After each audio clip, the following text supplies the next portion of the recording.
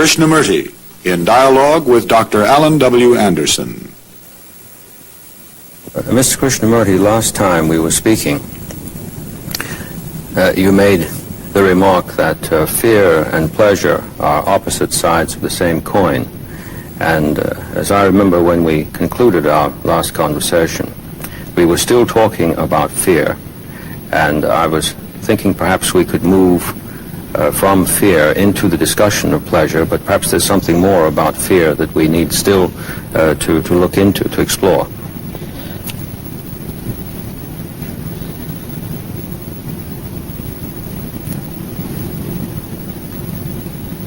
So I think for most of us,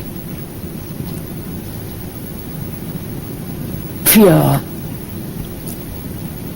has created such misery, so many activities born of fear, ideologies and gods, that we never seem to be free completely from fear. That's what we were saying. And so freedom from and freedom are two different things. Aren't they? Yes. Freedom from fear and the feeling of being completely free. Would you say that the notion even of freedom for is also a suggestion of conflict? Yes. Yes. Do go ahead. Yes.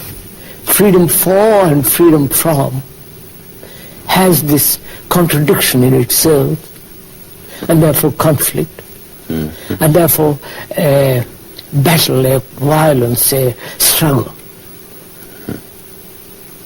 When one understands that rather deeply, then one can see the meaning of what it means to be free. Not from or for, but intrinsically, deeply by itself. Probably it's a non-verbal, non-ideational happening. I see. A feeling that all the burden has fallen away from you. Not that you are struggling to throw them away. The burdens don't exist. Conflicts don't exist. As we were saying the other day, relationship then is in total freedom. Your word intrinsic interested me. Sometimes I think in our tongue we will use the adverbial preposition in for that. Would it be possible to say freedom in, or would you not even want to have in? Not in, no. We don't want for, in, from. They're all out. I see. Yes, go on. Please do. So, these two principles, pleasure and fear, seems to be deeply rooted in us.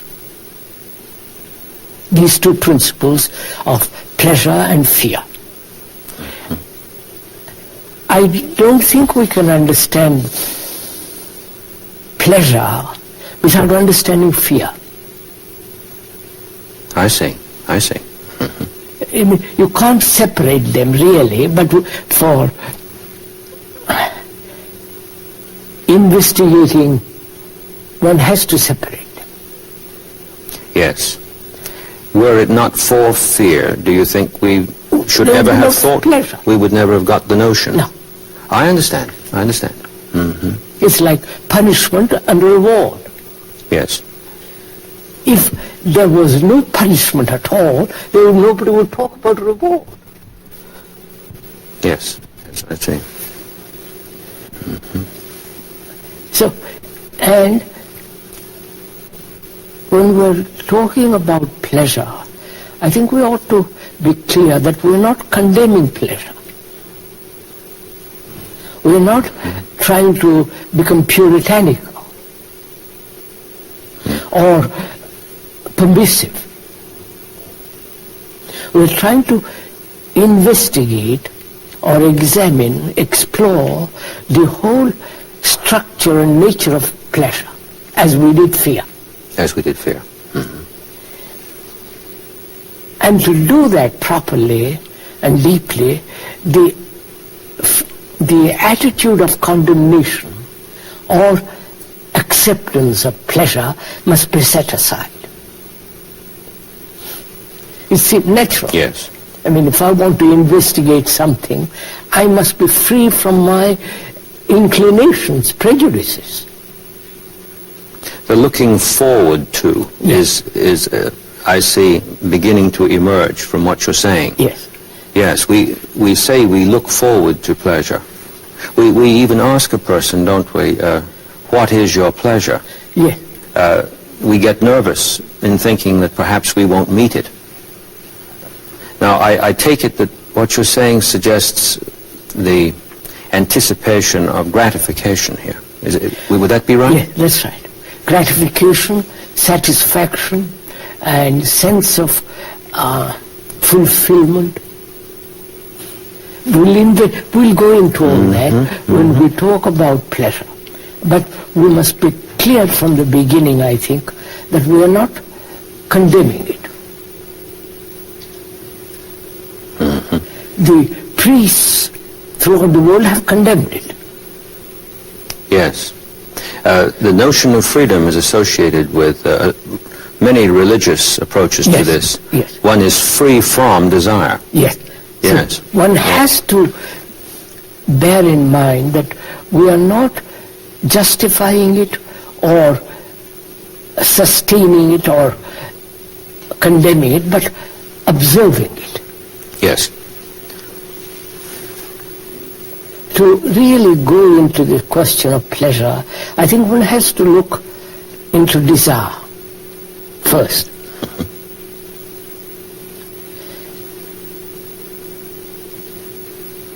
The more commercial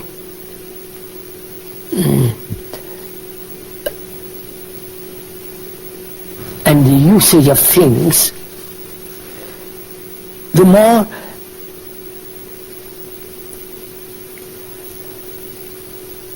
desire grows. You can see it, commercialism and consumerism.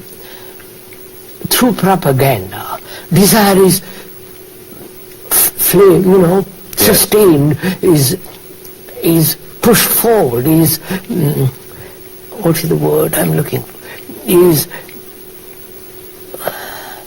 nourished. Yes. Expanded. Nurtured. Nurtured. Yes. Inflamed. That's the word. Inflamed. Inflamed. Mm-hmm. And you see this happening right through the world now. In India, for example, not that I know India much better than I do America, because I've not lived there very long, I go there every year. This desire and its instant fulfillment is beginning to take place. Mm-hmm. Before, in the Brahmanical Orthodox sense, there was certain restraint. There's certain traditional discipline which says, don't be concerned with the world and things. They're not important. What is important is the discovery of truth, Brahman, reality, and so on. But now all that's gone. Now the desire is being inflamed. Buy more. Mm-hmm. Don't be satisfied with 2 trousers, but have a dozen trousers. This feeling of excitement in possession is stimulated through commercialism, consumerism, and propaganda. There's a lot of terror, isn't there, associated with commercialism on the part of those who are purveyors in this, because the pleasure fades off, and this requires a stronger stimulus next time. That's what the couturiers are doing. Every year there's a new fashion. Or every 6 months or every month, I don't know what it is. No, there's the simulation of desire. It is really quite frightening in a sense how people are using or stimulating desire to acquire money, possessions, the whole circle of a life that is utterly sophisticated, a life in which there is instant fulfillment of one's desire, and the feeling if you don't act, there is frustration. So all that's involved in it. Would you say then that the approach to this on the part of what you've described is on the basis of frustration? Frustration itself is regarded as the proper incentive. Yeah, yes, that's right. This That's right. I see. Yes. And since frustration itself is a nullity, yes, we're trying to suggest that nullity is in itself interested yes. in being filled, whereas in fact it couldn't be by its nature. Like children, don't frustrate them. Yes. Let them do what they like. Yes. So I think it is before we enter into the complicated field of pleasure, we ought to go into this question of desire. Yes, yes, yes, I'd like to do that. I mean, desire seems to be a very active and demanding instinct, a demanding activity that's going on in us all the time. So what is desire?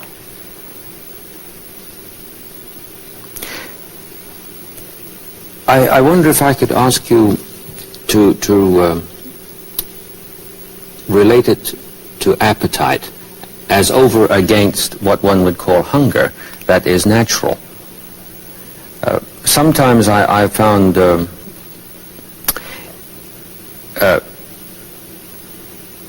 a confusion that seems to be a confusion to me, and that's why I'm asking you.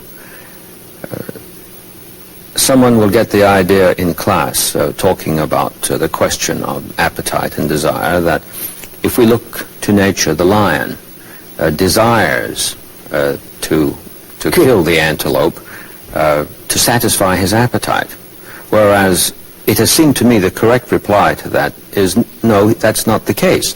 The lion wants to incorporate the antelope into his own substance. He's not chasing his appetite. So I think they are both related, appetite and desire. Yes. Appetite, physical appetite, and there is psychological appetite. Yes, yes, yes, yes. Which is much more complex. Sexual appetite. Yes. And the appetite, intellectual appetite. A sense of curiosity. Even more furious. More curious, that's right. Yes. So, I think both desire and appetite are stimulated by commercialism, by consumerism, which is the present civilization actively operating in the world at the present time, both in Russia, everywhere. This consumerism has to be fulfilled. That's one. Right. We talk about planned obsolescence. Planned obsolescence, quite. You have that in mind. Yes, I see. So, what is appetite and what is desire? I have an appetite because I'm hungry. That's a natural appetite. I see a car and I've read a great deal about it and I like to possess it, drive it, feel the power of it, going fast, the excitement of all that. That's another form of appetite. Yes. Appetite, intellectual appetite.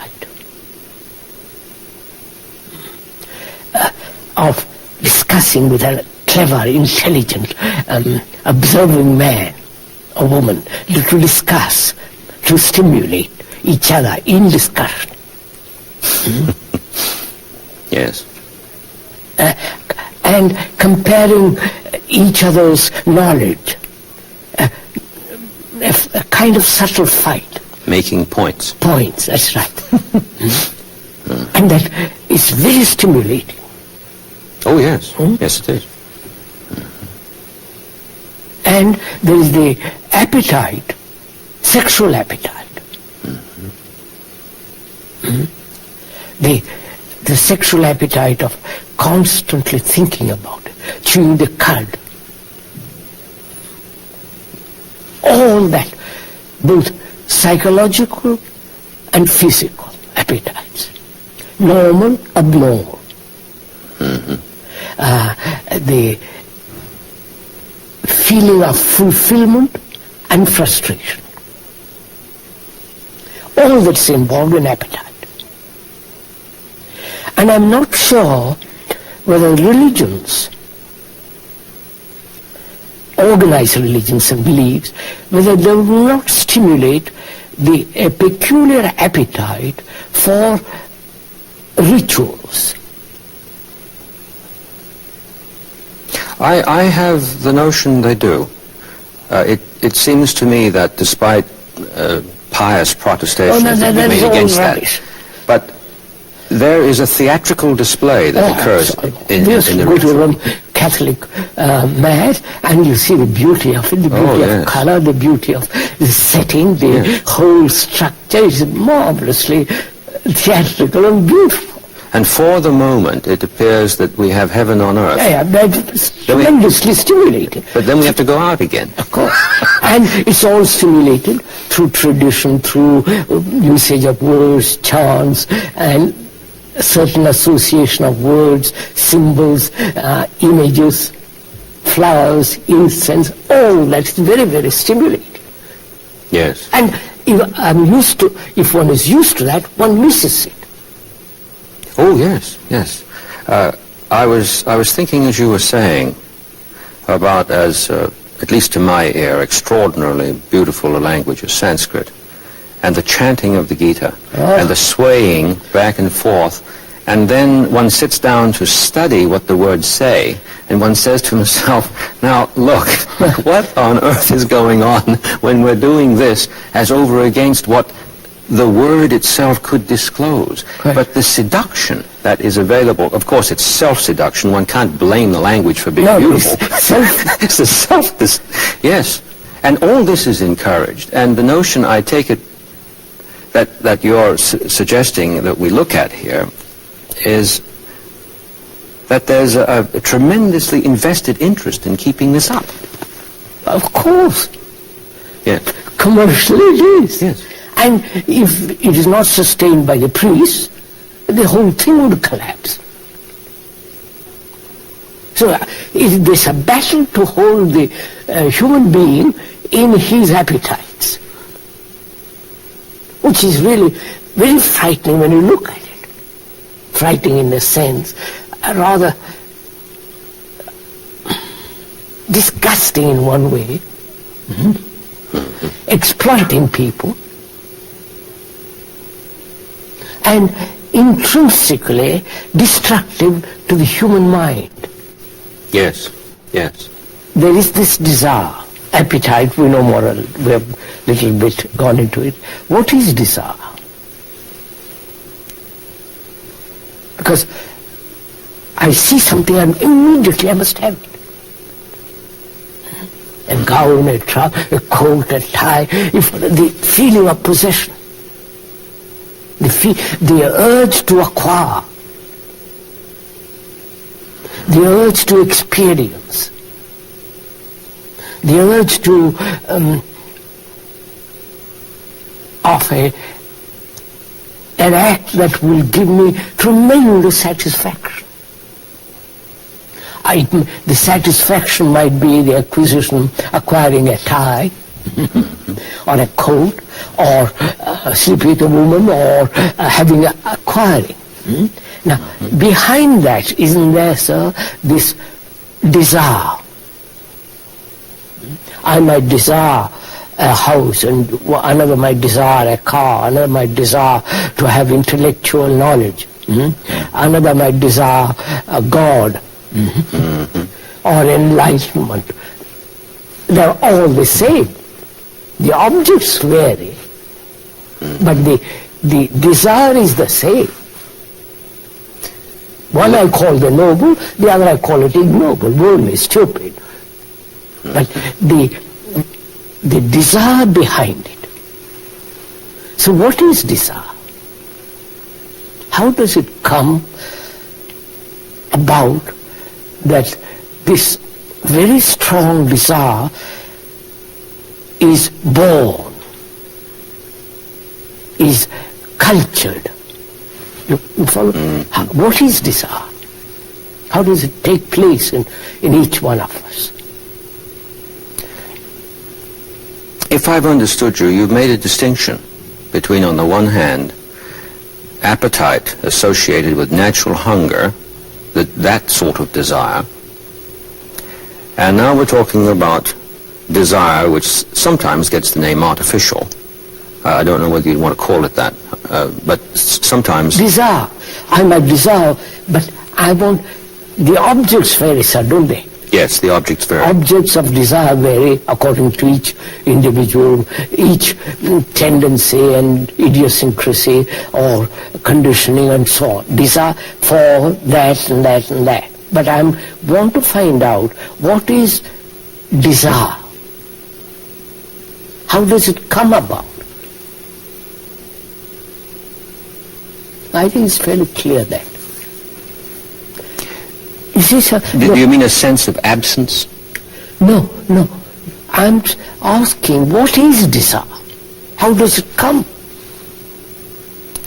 One would have to ask himself.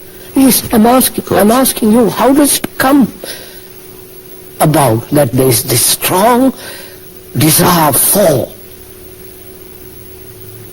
or against desire itself? I think it's clear. Perception, visual perception, then there is sensation, then there is contact, and desire comes out of it. That's the process, isn't it? Oh, yes. I'm quite clear now what you're saying. I've been listening very hard. Perceptions, yes.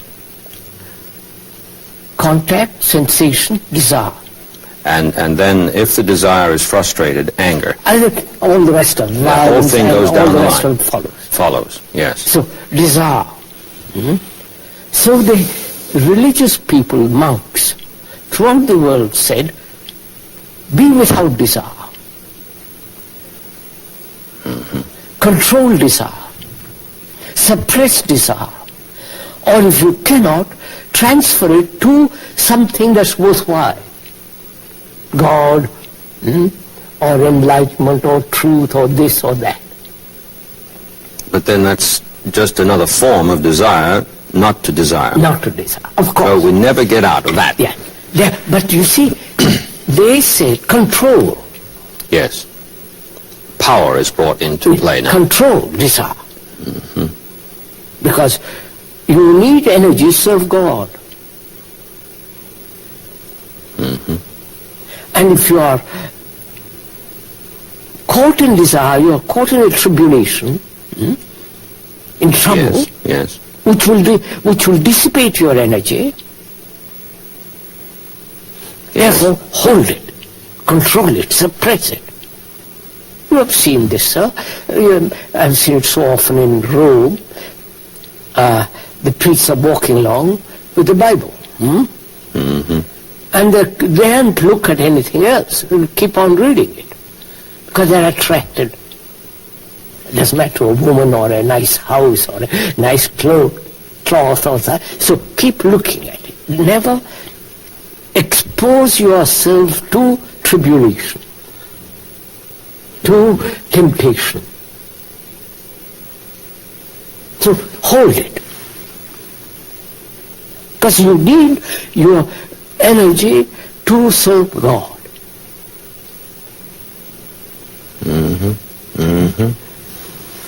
So desire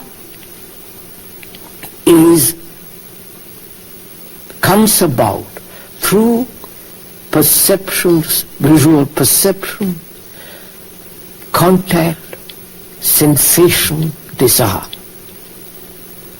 That's the process of it. And then there's the whole backlog of memory of that in the past to reinforce it. Yes. Yes. Yes.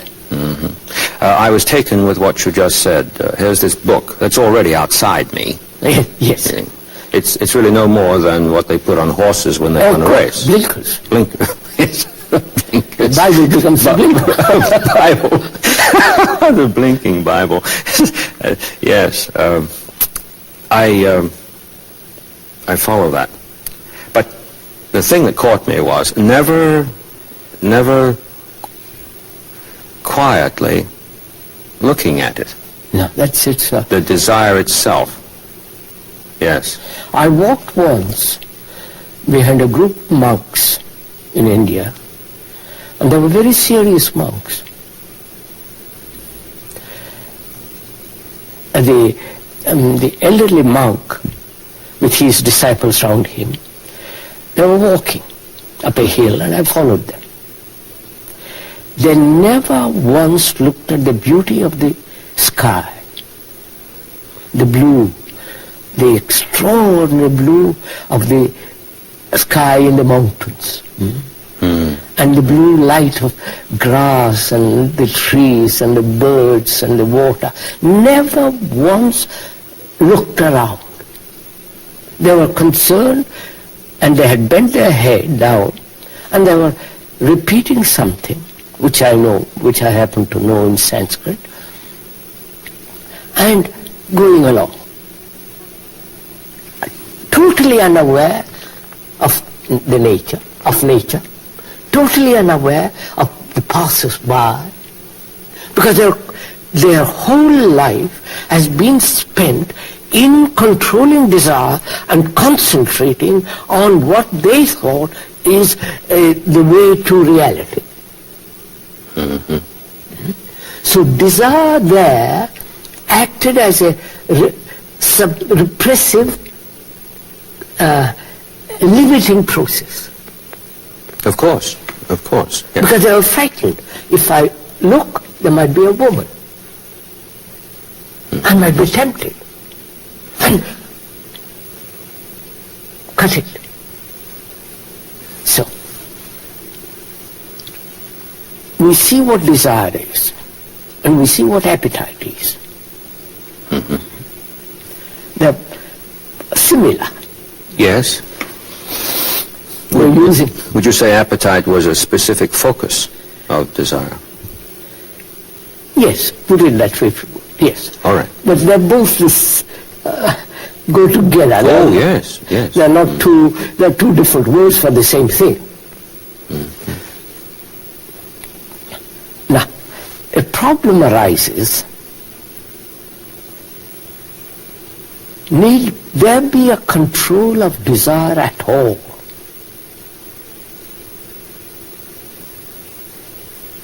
You follow, sir? Yes, I'm asking myself, because in our conversations, I've learned that every time you ask a question, if I take that question and construe it in terms of a response. Of a syllogistical Yes.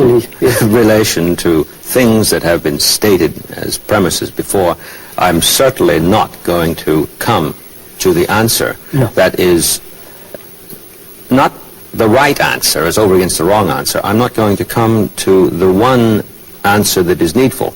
So every time you've asked me this morning, I have asked myself inside. Yes, please go ahead. So that, you see, the discipline is a form of suppression and control of desire.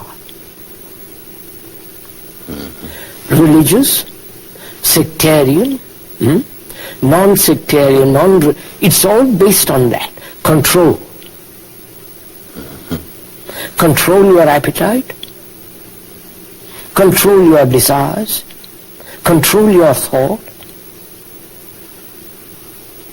And this control gradually squeezes out the flow of free energy. I don't know if I can... Oh, yes. And yet, amazingly, the Upanishads in particular have been interpreted in terms of tapas as encouraging this control. I know. I mean, in India, it is something fantastic. The monks who have come to see me, they're called sannyasis, they have come to see me. They're incredible. I mean, if I can tell you, a monk who came to see me some years ago, quite a young man, he left his house and home at the age of 15 to find God. And he had renounced everything, put on the robe.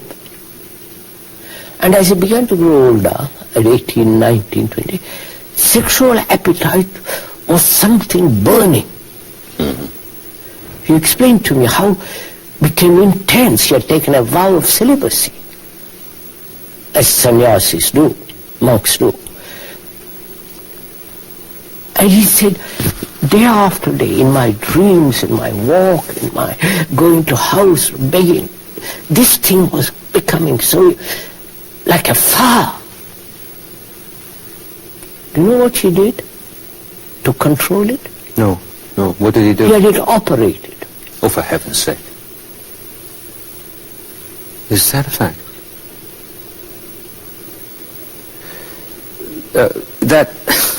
So, no, the urge for God was so, you follow, sir? Yes. The idea, not the reality. Not the reality, no. So he came to see me. He had heard several talks which had given that place. He came to see me in tears. He said, now what have I done? You follow, sir? Oh, I'm sure, yes. What have I done to myself? I cannot repair it. I cannot grow a new organ. It's finished. And he was inside. That's the extreme. But it is, all control is in that direction. I don't know if I'm... Yes, this is terribly dramatic. The one who's sometimes called the first Christian theologian, Origen, castrated himself out of, as I understand it, a misunderstanding of the words of Jesus. If your hand offends you, cut it off. I mean, that's authority to me is criminal in these directions. Doesn't matter who says it. And like the monk that you just described, Origen came later to repent of this in terms of seeing that it has nothing to do with anything. It's just a terrible thing. Well, was this monk, if I may ask, also saying to you in his tears that he was absolutely no better off in any way, shape, or form? No, On the contrary, he said, I've committed a sin. I've committed an evil act. Yes, yes, of course, yes. He realized what he had done. Yes. That through that way, there is nothing. Nothing. I've met so many, not such extreme forms of control and denial, but others. They have tortured themselves for an idea. You follow, sir? For a symbol, for a concept. And I've sat with them, discussed with them, and they begin to see what they have done to themselves. I met a man who was high up in the bureaucracy, and one morning he woke up and he said, I'm passing judgment in court over others, punishment. And I seem to say to them, I know truth, you don't, you are punished. So one morning he woke up and he said, this is all wrong. I must find out what truth is. So he resigned, left, and went away for 25 years. 25 years. To find out what truth is. So these people are dreadfully serious, you understand? Oh, they're yes. not like cheap repeaters of some mantra and such rubbish. So somebody brought him to the talks I was giving. And he came to see me the next day. He said, you're perfectly right. I have been meditating on truth for 25 years. And it has been self-hypnosis, as you pointed out. I've been caught in my own verbal, intellectual formula structure, and I haven't been able to get out of it. You understand, sir? 25 years.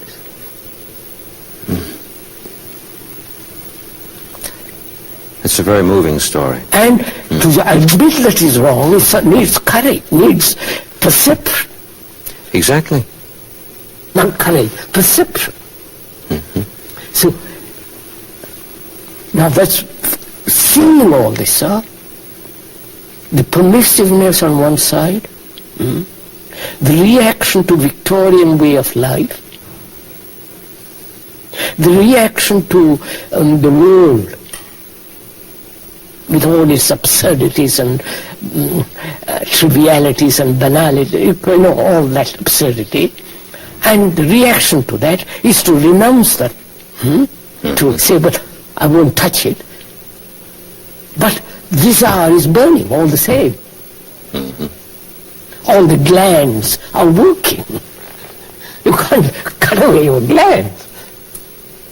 So, therefore they said control. Therefore they said don't be attracted to a woman. Don't look at the sky, because the sky is so marvelously beautiful, and beauty then may become the beauty of a woman.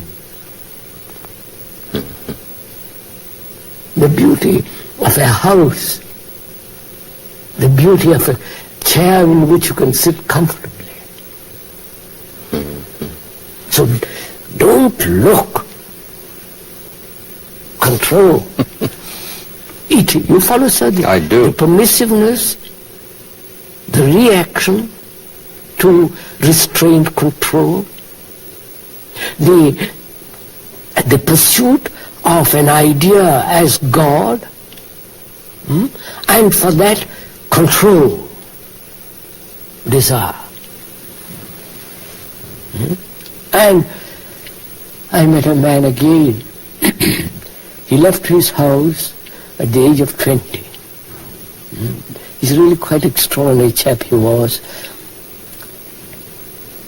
He was 75 when he came to see me. He had left home at the age of 20, renounced everything, all that, and went from teacher to teacher to teacher. He went to, I won't mention names, but that won't be right. And he came to me, talked to me. He said, I went to all these people asking if they could help me to find God. I've spent from the age of 20 till I'm 75, wandering all over India. I'm a very serious man, and not one of them has told me the truth. I've been to the most famous, to the most socially active, the people who talk endlessly about God.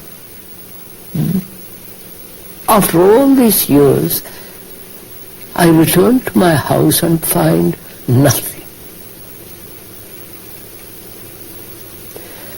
And you come along, he said to me, you come along. You never talk about God. You never talk about the path to God. You talk about perception. The see what is and going beyond it. The beyond is the real, not the what is. Now show me.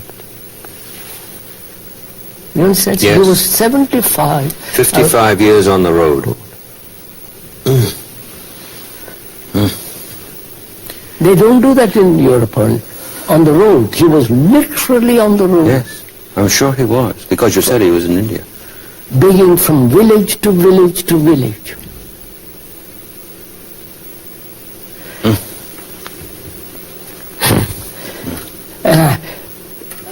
When he told me, I was in so moved, tears almost, to spend a whole lifetime, as they do in business world. Yes. 50 years to go day after day to the office and die at the end of it. It is the same thing. Fulfilling of desire. Money, money, money, money. More things, things, things.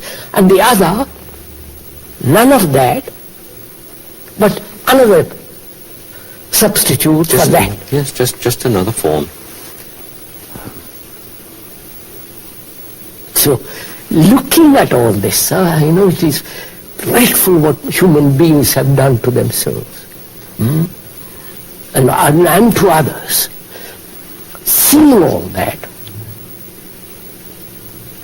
we inevitably ask the question, how to live with desire? You can't help it. Desire is there. The moment I see something, a beautiful flower, the admiration, the love of it, the smell of it, the beauty of the petal, the quality of the flower and so on, the enjoyment. One asks, is it possible to live without any control whatsoever?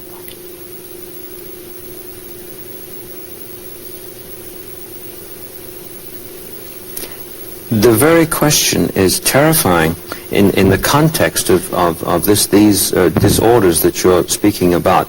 I'm taking the part now of the perspective that one is in when, out of frustration, he comes to you, let us say, like the man did after 55 years on the road. The minute he walks in the door, he's come to get something he doesn't already have. Oh. And as soon as you make that statement, if the answer that is coming up, and there's already, well, it starts ifing right now. If the answer is going to be something that completely negates this whole investment of 55 years on the road,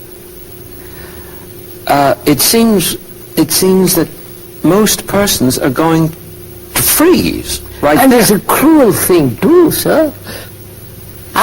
He has spent 55 years at it, and suddenly realized what he has done, the cruelty of deception.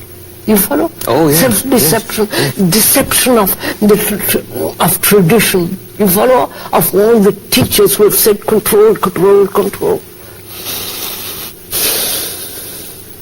And he comes and says, and you say to him, what place is control?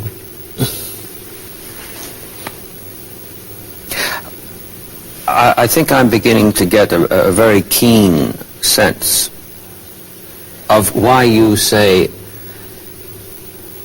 go into it. Yes. Because there's a place there like dropping a stitch, we might say. Yes. If he doesn't get past that initial shock, then he is not going to go into it. No. Yes. So we talked, I spent hours, we discussed, we went into it, gradually so. He said, quite right.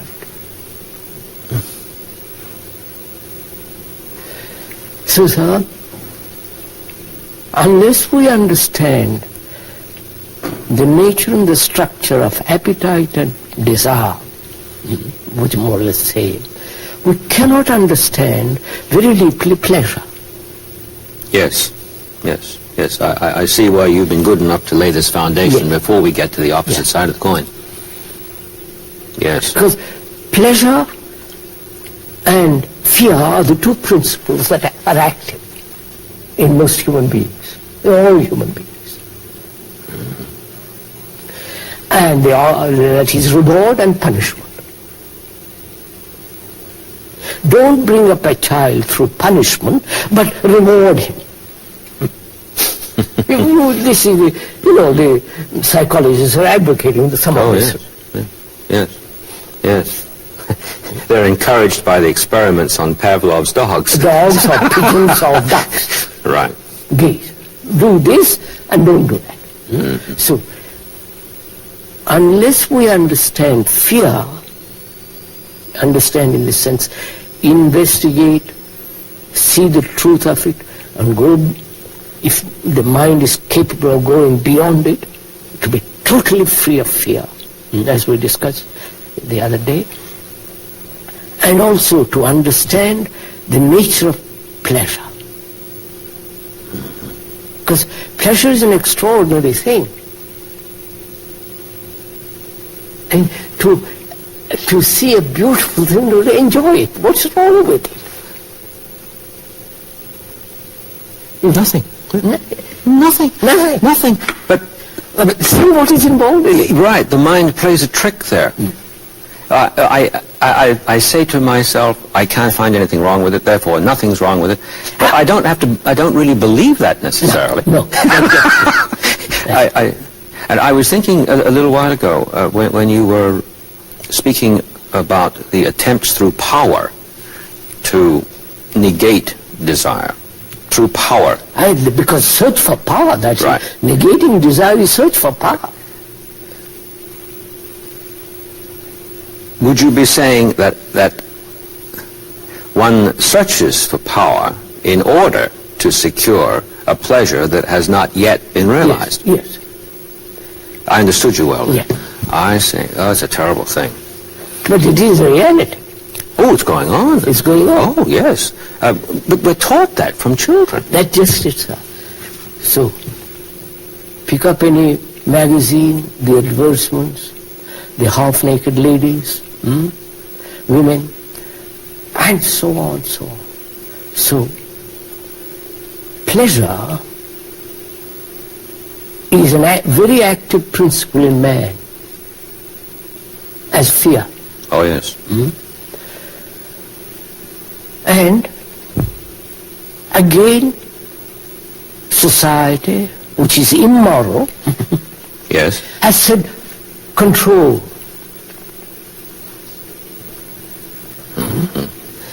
One side, the religious side, is control, and commercialism says don't control, enjoy, buy, sell. You follow?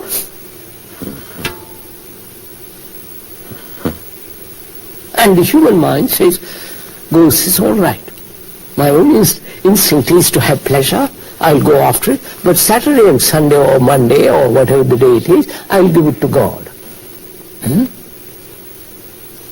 You follow, sir? Yes. And this game goes on. Forever it has been going on. So what is pleasure? You follow, sir? Why should pleasure be controlled? Why should, I'm not saying it's right or wrong, please, let's be very clear from the beginning that we are not condemning pleasure. We are not saying it must be, you must give reins to let it run, or that it must be suppressed or justified. We are trying to understand why pleasure has become such extraordinary importance in life. Pleasure of enlightenment, you follow, sir? Pleasure of sex, pleasure of possession, pleasure of knowledge, pleasure of power. Heaven, which is regarded as the ultimate pleasure, of course, is usually spoken of theologically as the future state. Which, this is to me very interesting in terms of what you've been saying. And even at the level of gospel songs, we hear, when the roll is called up yonder, I'll be there when it's called up yonder, which means at the end of the line. And then there's the terror that I won't be good enough when that. Yes. So I'm tightening up my belt to pay my heavily insurance policy on Saturday and Sunday, the 2 days at the weekend that you mentioned.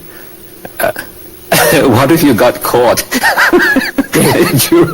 from Monday through Friday? Yes. So,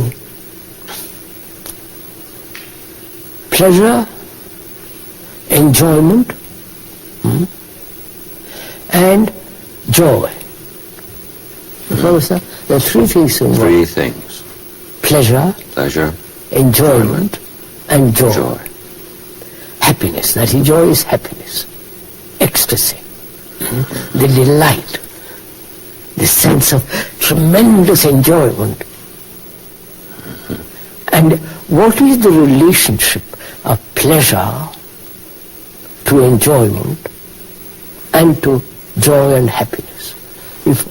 Yes, we've been moving a long way from fear. That's yes. Right. But I don't mean moving away by turning our back on it. No, we have gone into it. This is the movement from that to this. It's not away from. No. Pleasure. There is a delight in seeing something very beautiful. Delight. If you're at all sensitive, if you're all observant, if there is a feeling of a relationship to nature, which very few people unfortunately have, they stimulate it, but the actual relationship to nature, that is when you see something really marvelously beautiful, like a mountain with shadows, valleys, and the line, and it's something, a tremendous delight. Now see what happens. At that moment there is nothing but that. That is beauty of the mountain, lake, or the single tree on a hill. That beauty has knocked everything out of me. Oh, yes. And at that moment, there is no division between me and that. There is a sense of great purity and enjoyment. Exactly. Now then, see what takes place. I see we've reached a point where we're going to take a new step. I feel it coming on. It's amazing how this thing has moved so inevitably, but not unjoyfully. Not unjoyfully. In our next conversation, I would just love to... We are going on. Yes. If you can.